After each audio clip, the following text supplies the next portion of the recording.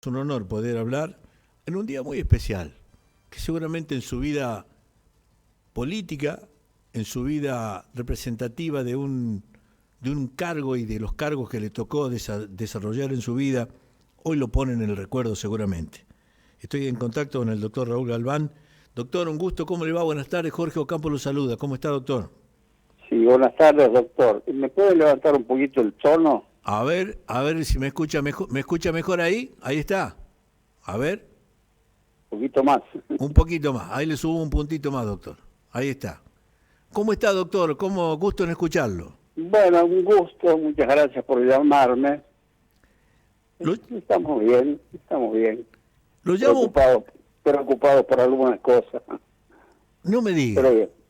A ver, ¿qué es lo que le preocupa a usted a esta altura de su vida con todo lo que ha hecho por los argentinos y por los riojanos? ¿Qué le preocupa a esta altura, doctor? Yo a esta altura yo no tengo preocupaciones así particulares, sectoriales, ideológicas, dogmáticas, pero observo ya vivo, porque tampoco estoy en otro mundo todavía, una sociedad desunida, una sociedad con una enorme chatura institucional, una ausencia de los principios rectores de la Constitución, un desacuerdo permanente entre los sectores, no hablemos de la política. Debo decirlo lo digo con respeto, ¿no? Pero con una observación crítica, y a los años de haber pasado, un Congreso muy venido a menos, ha perdido jerarquía el Congreso de la Nación, para aquel que yo he conocido. Así que, en fin, una situación económica muy angustiosa para aquellos que la padecen. Algunos creen que la economía pasa por la bolsa de comercio, por las estadísticas, por las encuestas, y no saben lo que es andar en los barrios, conocer la pobreza como la conoció uno que ha venido de hogares muy humildes como el que habla, ¿no? Sí, Es decir, una sociedad nuestra, diría, desalentada y desorientada. Sumado a eso, gobiernos como el nuestro, donde no existe la democracia, gobiernos que con 40 años de permanencia se han convertido en verdaderos feudos, donde no se respeta la división de los poderes. En fin, no voy a seguir con el rosario de quejas, porque seguramente los voy a abrumar, pero todo eso me preocupa, ¿no? Habiendo ya transcurrido una vida como ciudadano y como político, ¿no? Yo creo, doctor, que su reflexión tiene mucho que ver porque a usted nadie le contó el inicio, en lo particular, el inicio de su propia vida. Yo conozco parte de sus comienzos porque usted en una nota un día lo comentó, cómo iniciaron cómo fueron sus comienzos y su estudio cómo fue. Es decir, usted tiene la experiencia y de esa dura experiencia usted logró sacar el mejor resultado, que es la instrucción, es la preparación, es saber a dónde, cómo y por qué me tengo que sentar en una butaca de una diputación o de una senaduría. Hoy Así es. creo, a mí me duele hoy que de pronto se llegue a ciertos cargos políticos solamente por afinidad política y no por capacidad. Y en esa afinidad porque soy amigo llego a un cargo y cometo todas las injusticias posibles, porque tengo el amparo político. Creo que nos está faltando tal vez un verdadero corrector político para no cometer tantos errores, doctor. Sin Nadie duda está. alguna. Mire, yo no voy a pretender definir la política, que nadie la consiguió en definitiva, desde Maquiavelo hasta acá. Pero indudablemente no es tampoco un oficio ni una carrera política. Pero indudablemente que la ocupación de los altos cargos de la República, ¿no?, de las altas magistraturas, que son aquellas que marcan el destino de toda una nación, todo un pueblo, ser presidente, ser senador, diputado, juez.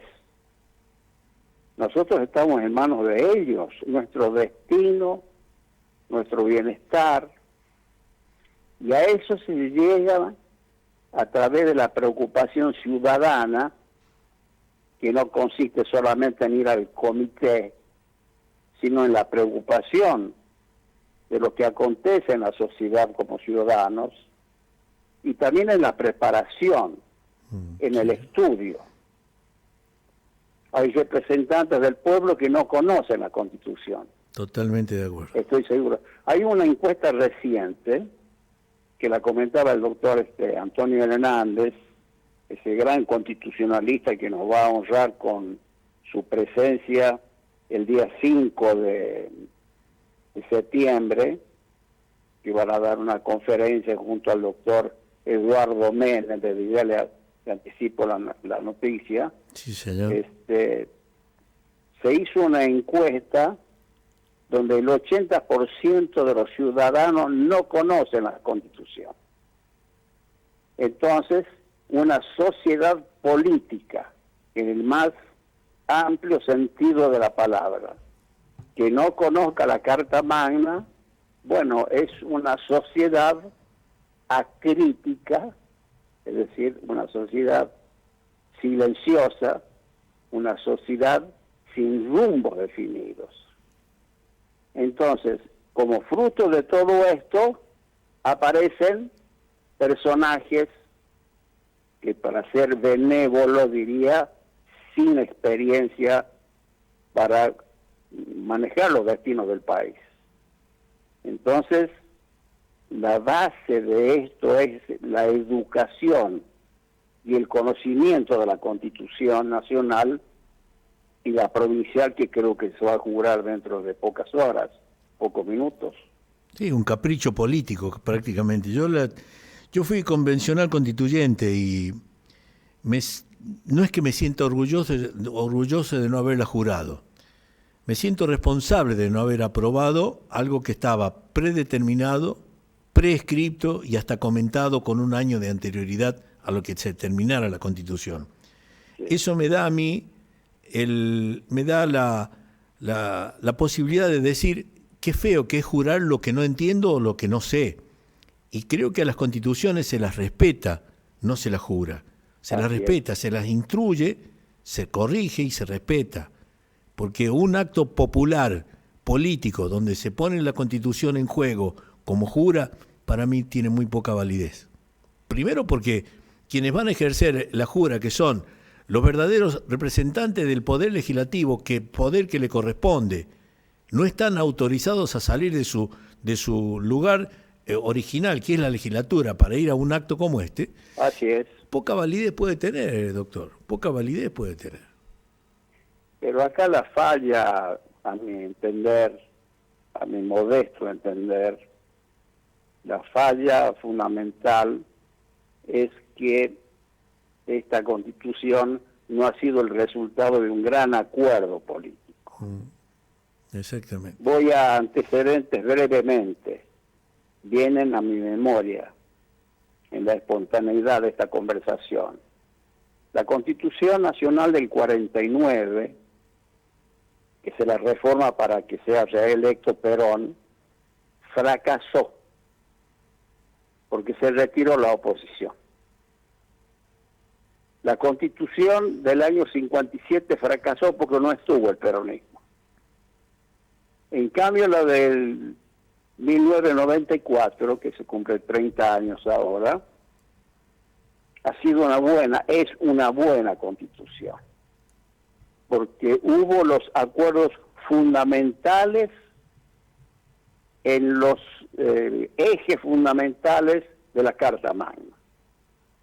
Por eso esta constitución local, no sé qué destino va a tener, pero seguramente no es el resultado de un gran acuerdo que le dé sustentabilidad y por supuesto que le dé vida para adelante, ¿no? Comenzando por el preámbulo de la Constitución, comenzando por eso. Donde se incluyeron nombres que creo que está prohibido en los preámbulos poner un nombre propio, doctor, ¿es así? No es que esté prohibido. No prohibido, el pero... preámbulo, no todas las constituciones tienen preámbulo. Estuve leyendo un poco sobre eso. Sí. La primera constitución democrática es de Estados Unidos, en 1787. Ahí colocan el preámbulo. Nosotros tomamos de ese preámbulo en 1853 y nos diferenciamos por cuestiones que no vienen al caso. El preámbulo de la Constitución Nacional del 53 está tomado del modelo de la Constitución norteamericana, que es una gran constitución, que dicen que el autor del preámbulo fue este gran pensador norteamericano Hamilton, y que aparece en los dólares, en los billetes de dólares. Sí, señor. En fin. De ahí las provincias toman también como modelo de la Constitución Nacional los preámbulos, desde 1855 para adelante, ¿no? El común denominador, Jorge, doctor, sí, que nadie discute, es la invocación de Dios como fuente de toda razón y justicia. Pero de ahí a colocar nombres que pueden ser justo homenaje, se comete el error o el riesgo de omitir otros hombres o mujeres que han prestado grandes servicios al país o a la provincia. Decía el gran pensador José Martí, para algún joven que me escucha, José Martí vivió en el siglo XIX, luchó por la libertad de Cuba, fue el gran libertador cuando Cuba estaba en manos de España. Él muere joven, a los 43 años. Uh-huh. Decía José Martí que la Constitución es una ley que no puede constituirse, decía él, con elementos ideológicos. Totalmente de acuerdo. Entonces, en los preámbulos hay que tener cuidado de los nombres que se ponen, porque yo creo que en el caso nuestro, voy a ser concreto, voy a ser franco y no quiero ser irrespetuoso, pero acá la inclusión de nombres tienen una intencionalidad política. Y la omisión de algunos nombres tiene una intencionalidad política.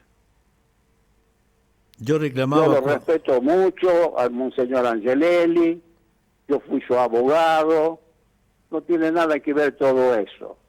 Pero la inclusión en el preámbulo tiene una intencionalidad política de un sector del oficialismo, por lo menos. Yo debo decirlo. Bueno, hubo discusiones cuando hablamos del tema del preámbulo, y no tan solo en el preámbulo, sino en varios artículos donde el oficialismo, que era la mayoría, esgrimía que eran deseos del gobernador. Y yo un día dije, el gobernador no tiene que tener deseos políticos y partidarios. El gobernador es gobernador del católico, del judío, del de Boca, del de River, del radical y del peronista. Por eso esta constitución es poco creíble en función de que estuvo teñida, pintada de un color político. Y creo que ahí es donde se cometió el error. Nació entre gallos y medianoche, en un cierre de un año y se puso en juego todo tapado. Yo descubrí el libro que estaba comentada la Constitución desde marzo del 2023. Lo descubrí el libro y prometí no decir nada hasta que no estuviera la Constitución. Hasta que un día me sobrepasó el discurso de alguien en la convencional constituyente y estaba ya escrito en el libro un año antes. Por eso le perdí. Yo también escribí un artículo sobre eso, advirtiendo los peligros de esto. Pero mire, hay otra cosa que el ciudadano, yo siempre reitero la palabra respeto, porque yo no estoy acá para dar clase y para dar consejos, simplemente expreso como ciudadano mi opinión, mi modesta opinión. La Constitución consagra la libertad religiosa y el principio de igualdad. Y nuestra sociedad nacional y riojana, no todos son católicos. Hay musulmanes, hay judíos, hay protestantes que hay que respetarlos. Sí, por supuesto. Entonces, colocar la figura de un representante, por más importante que sea, perteneciente a una comunidad religiosa determinada, va en desmedro de ese principio de igualdad. Eso es lo que yo critico. Entonces, me parece que hay un error en esa concepción. Pero además debo decirlo también, Joaquín B. González, además de haber sido el gran pensador de Argentina, el primer constitucionalista, era liberal. Yo como radical no coincido con su figura, con sus ideas. Por supuesto que soy de otra época. Los radicales de aquella época no coincidían con él. Pero nadie puede desconocer lo descoliante de los servicios que ha prestado a la República y sobre todo a la educación. Ha sido fundador de la Universidad de La Plata, nada más ni nada menos. Se lo omite acá. Se lo omite por una cuestión ideológica. Y esto no es una suposición mía. Esto es en base a los comportamientos que veo en ciertos sectores políticos aquí en La Rioja, que los conozco muy bien. Entonces, yo creo que este preámbulo para cerrar el tema, sí, me parece que está con inclusiones inconducentes y con omisiones imperdonables. Doctor, el 5 de septiembre se va a llevar a cabo un importante acontecimiento, los 30 años de la renovación de la Constitución, y los otros días yo me enteré de esto el día que pasé por el Club Social y usted estaba tomando un café con el doctor Eduardo Menem. Así es. Y me detuve y después hice la apertura de mi programa, la editorial, diciendo que con orgullo había visto sentado a dos emblemas de la democracia, de distintos colores políticos, pero unidos en la amistad, en la discusión y en un café, hablando sobre la democracia. Qué buen ejemplo que hubieran sido los verdaderos testigos o hacedores o guías de una renovación de Constitución que fuera para todos los riojanos en función de los dos caminos elegidos más populares o más tenidos en cuenta en este país, peronistas y radicales. Y acá había un peronista y un radical, sentados en un café, hablando de esto que será el 5 de septiembre, una reunión que para mí habría que ir de frac, para poder escucharlos, hablar y hablar de todo esto, y de lo que tenemos que aprender de esa reunión del próximo 5 de septiembre, doctor. Permítame una breve reflexión sobre esto. Siempre no tengo la petulancia de hablar a personas maduras, a personas formadas, a ciudadanos cabales. Entonces yo, que pasé también por la docencia, le diría a un joven, si me escuchara, cuál es la experiencia política de los hombres que ya han pasado por eso. La política no es una carnicería de ideas, es la confrontación de pensamientos, de filosofías, de concepciones. La política no es la enemistad, la política no es el odio, la política es la concordia política, es decir, la disidencia en el respeto. Yo he sido un acérrimo opositor al peronismo, sin ser antiperonista, y al gobierno de Carlos Menem, donde estaba Eduardo Menem. Sí. Sin embargo, nosotros hemos cultivado, Carlos hasta que murió, ahora Eduardo, una amistad como ciudadanos, como amigos, porque aquellas luchas políticas, si así se pueden llamar, han sido por las ideas, han sido por el afán de mejorar la nación según la concepción de cada uno.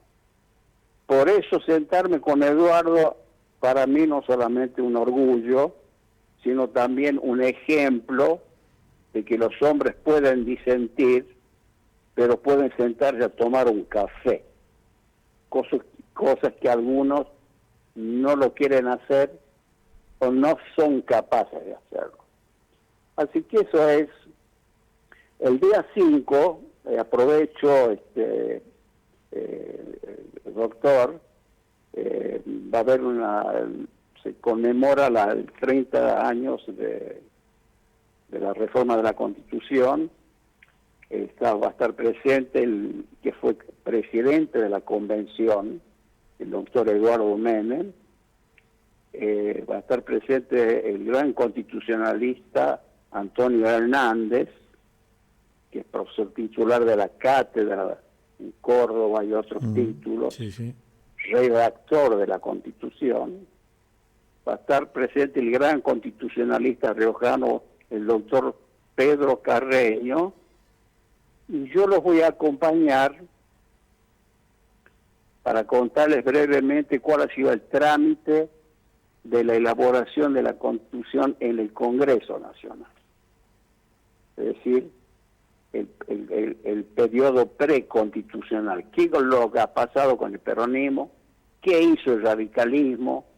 ¿Qué pasó al día de la sesión?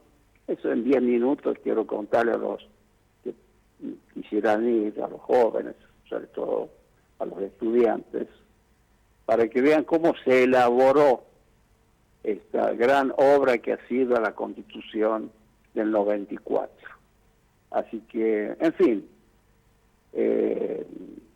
veo que hoy se jura la Constitución. Me enteré de un hecho desagradable, que debo decirlo públicamente.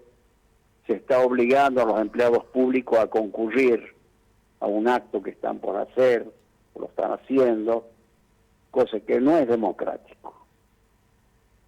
Ni es democrático jurar la Constitución fuera de los recintos naturales que marca nuestra Constitución.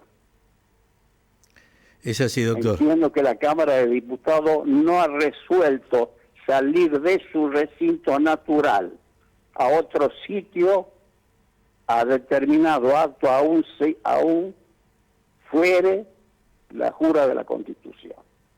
Es decir, esta suerte de masificación, si se me permite la expresión, no tiene otro propósito que político partidario, que seguramente ya veremos cuáles han sido las conclusiones que sacan los que han organizado todo esto. Doctor Raúl, ha sido un verdadero honor hablar con usted en un día tan especial. que los riojanos debemos tenerlo en cuenta, que en un acto político se puso en juego un hecho que no tendría que haber salido nunca del contexto normal, real y cierto, para llevarlo a un hecho casi liviano de validez o sin validez total de la democracia. El agradecimiento por su tiempo. Cuando se politiza la Constitución, los juramentos se los lleva el viento, Jorge. Es así. Le agradezco mucho a usted la atención y la cordialidad de siempre. Un honor para hablar con usted, doctor, ¿eh? Un honor. Bueno. Hasta siempre, gracias. Bueno, buenas tardes a todos y gracias. Gracias.